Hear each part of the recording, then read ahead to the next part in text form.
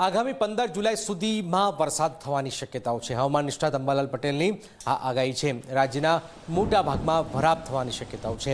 રાજ્યમાં હવે છૂટો છવાયો વરસાદ થશે। 14 જુલાઈએ બંગાળના ઉપસાગરમાં વરસાદી સિસ્ટમ બનશે। 14 થી 17 જુલાઈએ વરસાદની શક્યતાઓ રહેશે। ઓગસ્ટના પહેલા અઠવાડિયામાં અણધાર્યા વરસાદની પણ હવે શક્યતાઓ જોવામાં આવી રહી છે। 14 જુલાઈએ બંગાળના ઉપસાગરમાં વરસાદની સિસ્ટમ બનશે। 15 જુલાઈએ વરસાદનો બીજો રાઉન્ડ।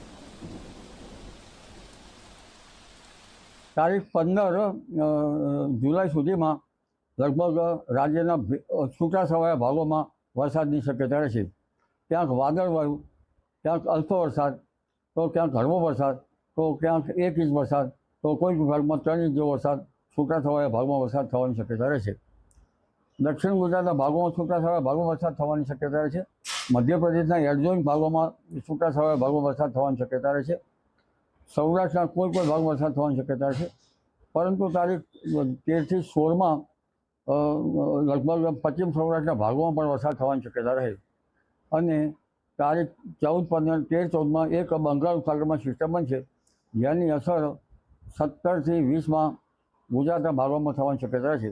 આ માસના અંતમાં પણ કેટલાક ભાગમાં વરસાદ થવાની શક્યતા રહે। પશ્ચિમ સૌરાષ્ટ્રના ભાગોમાં જ્યાં વરસાદ ઓછો છે ત્યાં પણ વરસાદી ઝાપટા પડવાની શક્યતા રહે।